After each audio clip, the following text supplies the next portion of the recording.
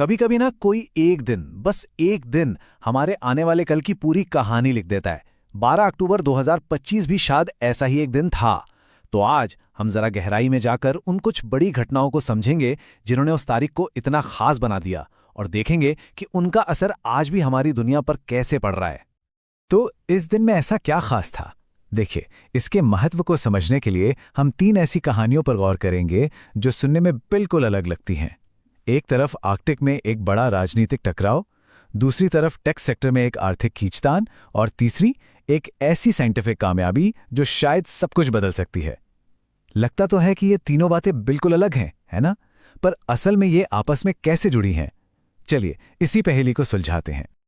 तो हमारा सफर शुरू होगा आर्कटिक के बर्फीले पानी से, जहां एक नए तरह का कोल्ड वॉर शुरू हो रहा है। वहां से हम सीधे टेक्नोलॉजी की दुनिया में चलेंगे, जहां पैसा और बराबरी को लेकर एक जबरदस्त बहस छिड़ी हुई है। और आखिर में हम देखेंगे कि कैसे इनोवेशन हमारी कुछ सबसे बड़ी मुश्किलों को सुलझाने में मदद कर सकता है।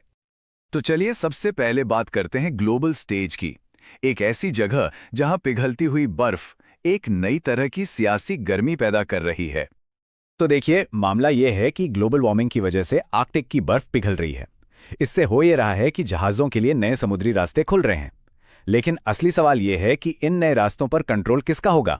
और बस इसी एक सवाल पर समझिए यूएन में हंगामा मच गया है। और यहीं से मामला दिलचस्प हो जाता है।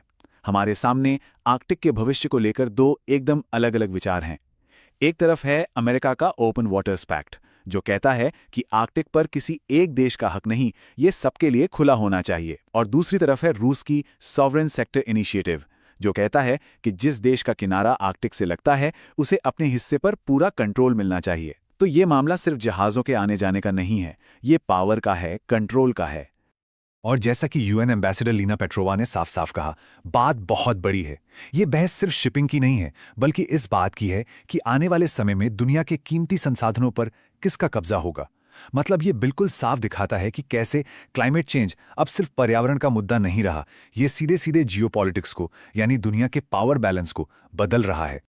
तो ये तो हुई दुनिया की पॉलिटिक्स की बात। अब जरा इकोनॉमी की दुनिया में झांकते हैं, जहां एक ही दिन हमें जबरदस्त कामयाबी और गहरे टकराव दोनों की एक बड़ी ही दिलचस्प तस्वीर देखने को मिली। $75 बिलियन। सोचिए जरा, ये सिर्फ एक कंपनी इनोवेट कॉर्प का, और वो भी सिर्फ 3 महीने का प्रॉफिट है। ये इतनी बड़ी रकम है कि आप अंदाजा भी नहीं लगा सकते कि इस इंडस्ट्री में कितना पैसा है, कितनी पावर है। लेकिन कहानी में एक ट्विस्ट है। ठीक उसी दिन हमें सिक्के का दूसरा पहलू भी दिखा। यूनिफाइड टेक वर्कर्स यूनियन ने एक बयान जारी किया। उनका कहना था कि भाई, ये जो इतनी बड़ी कामयाबी है, इसे मुमकिन बनाने वाले वर्कर्स को इसका कोई खास फायदा नहीं मिल रहा, वो तो पीछे ही छूटते जा रहे हैं। और ये जो चार्ट है ना, ये पूरी कहानी खुद बयां कर देता है। पिछले 5 सालों में एक तरफ सीईओ का बोनस 400% बढ़ गया, और दूसरी तरफ एक एवरेज कर्मचारी की सैलरी सिर्फ 5%। ये सिर्फ आंकड़े नहीं हैं, ये इस बड़ी बहस को सामने लाते हैं कि तरक्की का असली हकदार कौन है। और देखिए, ये कहानी सिर्फ इनोवेट कॉर्प की नहीं है, ये तो पूरे टेक सेक्टर में चल रही एक बड़ी बहस की एक छोटी सी झलक है। बहस इस बात पर है कि धन और अवसर का बंटवारा कैसे हो।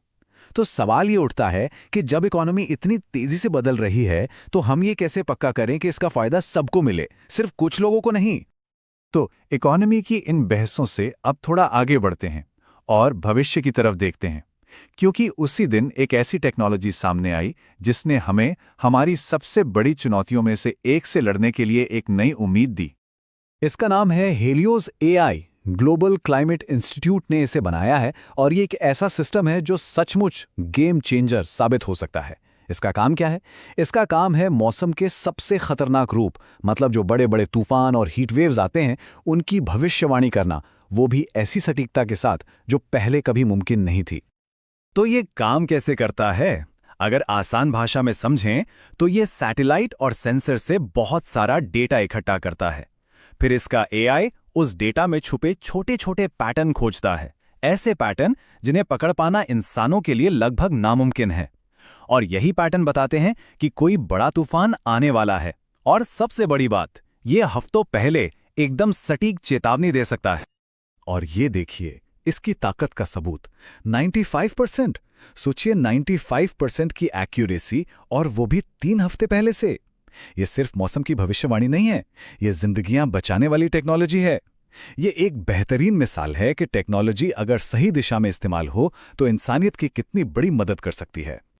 तो हमने एक ही दिन की 3 बिल्कुल अलग-अलग तस्वीरें देखीं। आर्कटिक में सियासी खींचतान, इकोनॉमी में अमीर और गरीब के बीच बढ़ती खाई और टेक्नोलॉजी की एक जबरदस्त छलांग। अब वक्त है इन सारे धागों को एक साथ जोड़ने का और ये देखने का कि पूरी तस्वीर क्या बनती है। तो आज की इन सब बातों से हमें क्या समझ में आता है? मुझे लगता है 3 बड़ी बातें हैं। पहली बात, क्लाइमेट चेंज अब सिर्फ पर्यावरण तक सीमित नहीं है। ये एक जियोपॉलिटिकल ताकत बन चुका है जो देशों के बीच रिश्ते तय कर रहा है। दूसरी बात ये कि पैसा और उसकी बराबर बंटवारे का सवाल यह पहले से कहीं ज़्यादा ज़रूरी हो गया है। और तीसरी और सबसे अहम बात कि टेक्नोलॉजी हमारे हाथ में एक ज़बरदस्त टूल है जिससे हम बड़े से बड़े संकट का सामना कर सकते हैं, बस शर्त यह है कि हम उसका इस्तेमाल समझदारी से करें। तो 12 अक्टूबर 2025 का दिन एक तरह से हमारे आज के दौर का आईना था। एक ऐसा दिन जिसमें टकराव भी था और उम्मीद भी। और ये हमें एक बहुत ज़रूरी सवाल के साथ छोड़ जाता है, हम इन सब के बीच एक बैलेंस कैसे बनाएंगे? एक तरफ देशों के बीच का तनाव, दूसरी तरफ समाज के अंदर की असमानता और तीसरी तरफ टेक्नोलॉजी की ये बेमिसाल ताकत। इस सवाल का जवाब ही हमारा आने वाला कल तय करेगा। हमारे साथ जुड़ने के लिए शुक्रिया।